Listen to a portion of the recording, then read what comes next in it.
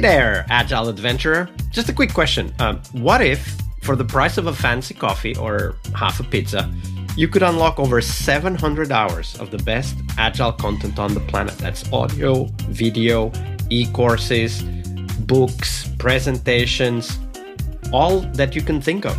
But you can also join live calls with world-class practitioners and hang out in a flame war-free and AI slop-clean Slack with the sharpest minds in the game. Oh, and yes, you get direct access to me, Vasco, your Scrum Master Toolbox podcast. No, this is not a drill. It's the Scrum Master Toolbox membership. And it's your unfair advantage in the Agile world. So if you want to know more, go check out scrummastertoolbox.org/membership. That's scrummastertoolbox.org/membership. And check out all the goodies we have for you. Do it now. But if you're not doing it now, let's listen to the podcast. Hello, everybody. Welcome to our Team Tuesday. This week we have with us Somya Mehra. Hey, Somya, welcome back. Thank you for having me again, Vasco. Absolutely. So Team Tuesday is, of course, today's episode. But before we dive into the teams, share with us, Somya, what's the book that most inspired you in your career as a Scrum Master? Okay. Well, the book that inspired me was the first book that I read on Agile, and it's Agile Retrospective, Making Good Teams Great. So the reason why I chose this book as my first book was, as I told you in my previous interview, that in our previous discussion, that when I was a business analyst and I was in a Scrum team, but we were not doing Scrum as a Scrum. So I have never been part of an actual retrospective where, people are talking about improvements. So when I was given a chance to be a Scrum Master, I wanted to do it right, because when I was learning about Scrum, I read it, and I also had this feeling like the most important and the game-changing event is the Scrum retrospective, where team comes together and try to improve their ways of working. And that's how you are more agile and you are more efficient. So that's why I chose this book after reading few of the reviews. And to be honest, I would say all the reviews were correct. The reason, and I would say whenever most of the Scrum Masters ask me how to take a good retro, or can you describe how you take the retro? I obviously invite them to, at my retros and see it, but I also tell them that to read this book. The reason behind is this book, divides and give you a stage and a proper format on how to run a retrospective, how to start a retro, how the main retro board work, and how to take the action points. So it's just not about the format, but telling you how to make an effective retro for your team. And there you see multiple examples of doing it. And to be honest, there are certain examples which are related to retro, but I use it outside retro with my team. And I have seen great results. So that's why I always say, whenever you're reading any book, not this book, any book, keep your mind open. Do not think whatever you are reading you will be using it for that purpose only. You can use it anywhere throughout your profession and personal and any part of your life. Absolutely. That's a very, very good point. And it's a great facilitation book, just as you said. So Agile Retrospectives, Making Good Teams Great by Diana Larsen and Derby. And the link is in the show notes as usual. So check out the book. Great recommendation. Somya, of course, today's Tuesday, Team Tuesday, as we call it here on the podcast. So we dive into the story of the team that self-destructed. And we do this because we want to understand what are these behaviors, these patterns that emerge in teams that lead to problems. So tell us that story. Give us a little bit about the context. How big was the team? Who was on the team? How big is the company? Give us the context and then walk us through how those little behaviors or patterns maybe started small, but quickly escalated and became a problem for the team. Definitely. So I was part of one of the team where I saw like a very good team turning into a shattered and being silent completely. So I was working in a startup company where we were building a software, like software product on exam evaluation for the university. So this was the team of like it was not a scrum team, but I was working as a business analyst. There were developers who were pretty young, not very experienced one because it was a startup. Then there was one Scrum Master who was like a ghost Scrum Master coming and then going and like that. We were having testers in it. Everything was going good, like in the refinements were happening really nice. We were having the collaboration happening, people asking questions, we are getting back to them, giving good estimates, and everything was running on time. And I forgot to mention that these developers were having a tech lead as their manager, who was not part of our team.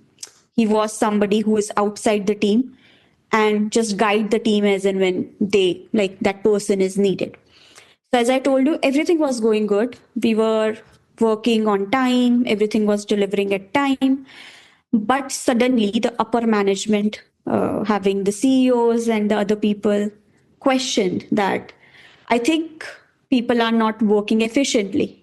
We are delivering it on time, but But they when thought you that say they started challenging, did they come to a retrospective or did they just make a comment to the team lead? How did that challenging happen? they commented it to the team lead and the scrum master that they think based on the backlog and the story points that were estimated, like team is padding them a lot. So then the scrum master came to us and told us the whole scenario. And based on the scenario, I thought like this meeting is going to be confrontational and something can go wrong. So because I was a scrum master and I was not in a responsible or accountable role to tell the team how to work and how to respond. But still, I told them that if you are true to your estimates, if you are true to your work, speak about it, even if the conversation is hard. Stick around it because you know your work, not other people know your work. And then we went to the meeting, and I was hoping, like, okay, the scrum master is there, the tech lead is there to help everyone. So things will be fine. And then there was CEO and all of them were there. To be honest, I was shocked by how the discussion went on. The tech lead said, looking at the estimates, he was like, yeah, you are right. The estimates are wrong. The team has padded a lot. And just like that, he just threw the whole devs into the under the bus. And the Totally. devs, Wow, yeah, and the devs who are so new to the business, like they are 2 or 3 years old, pass out from the university, they can't defend themselves if somebody like a tech lead is telling that you are wrong. So that was like a shit show. Like it was a very bad show for everyone. The CEO was like, "Yeah, I told you. I'm technical guy. Uh, that's why I was able to catch it. If I was not a technical guy, you would have fooled me." So now the trust has been broken. Now the team feels like, okay, you can't trust your tech lead. You can't, and you have lost all your reputation in front of CEO because now CEO thinks like they are making fool of them. And that's how the whole shattering of team happened. I saw people wanting to leave the team or even the role of a developer and finding some another role just to save themselves. So I would say like from this experience, I would say like teams do not get self-destroyed by their mistakes because you can always learn from your mistakes. It's the leadership who destroys the team sometimes, and you feel helpless, and then the team is just gone because you did not show the true leadership when the time was needed. Wow, that's a shocking story. And I bet many of our listeners have probably lived through similar stories. I have lived through similar stories. And what is really shocking for me is not that people would think, oh, the estimates are being padded. Of course, people can get all kinds of ideas, and that's not necessarily a bad thing if we can openly talk about what is going on. And what is really shocking for me is that the tech lead would not even discuss that with the team first to understand the team's perspective, to understand more of the context, and would just go and throw the whole team under the bus, which basically means that the tech lead probably felt guilty and responsible and wanted to blame someone else to save face in front of the CEO, which is in itself a destructive behavior, right? Like when you need to blame someone to remove that guilt or that responsibility, then of course, in this case, the tech lead is the one that didn't do their job. They didn't do their job first by understanding what was there, and they didn't do their job second by just throwing the team under the bus. Because estimates are just random numbers. Imagine if the team would have given the exact number that the CEO thought that the estimates would be, but would still take the same time. Exactly. Yeah. And the thing here is like, that's what I learned. Like whenever I will be in this kind of leadership role or in a servant leadership role, I will be more empathetic towards the people. Like if I think like I can do this work in one day, I won't say like the others can do it in one day. It can take 5 days for them. The second thing which I felt bad was the Scrum Master, about the Scrum Master. The Scrum Master was there in the meeting.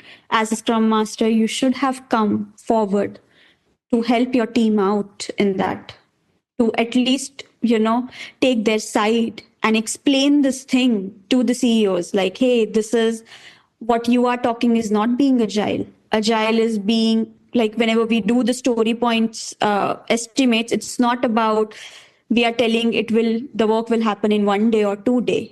It's a relative thing. Like, okay, I think this story, the login story it's a small story, but maybe building a category backlog, category feature is a medium-sized story. It's a 5-pointer stories, and it's very different. And also at that time, explaining the tech lead, his responsibility, like, your role is to help your team to achieve the highest efficiency, not to please your upper management. Yeah. And throwing them under the bus. And these are the conversations we should be having every single day, not when problems come up, because that's too late, right? Like once the CEO is convinced that somehow the team is trying to fool them, nobody is the winner anymore. Right. And participating in these conversations early, one-on-ones, investigating, trying to figure out what's going on.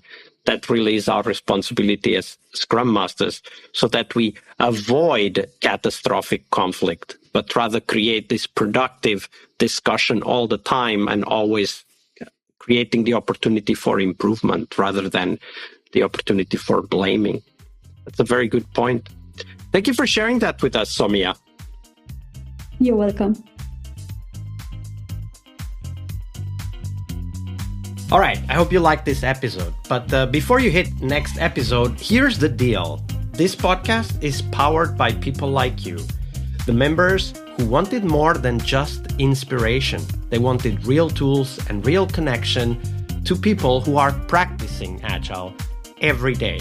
We're talking access to over 700 hours of Agile Gold, CTO level strategy talks, summit keynotes, live workshops, e-courses, deep dive interviews, books, and if you're into no estimates, we got the pioneers of no estimates in those deep dive interviews as well. Agile business intelligence, creating product visions, coaching your product owner courses, you name it. You'll get invites to monthly live Q&As with Agile pioneers and practitioners, plus a private Slack community, which is free of all of that AI slop you see everywhere, and of course, without the flame wars. It's a community of practitioners that want to learn and thrive together. It's the best place to connect with community and learn together. So if this podcast has helped you before, imagine what you will get from this podcast membership. So head on over to scrummastertoolbox.org/membership and join the community that's shaping the future of Agile. And we have so much for you. So check out all the details at scrummastertoolbox.org/membership, because listening is great, it's important, but doing it together, that's next level. I'll see you in the community Slack. We really hope you liked our show. And if you did, why not rate this podcast on Stitcher or iTunes? Share this podcast and let other Scrum Masters know about this valuable resource for their work. Remember that sharing is caring.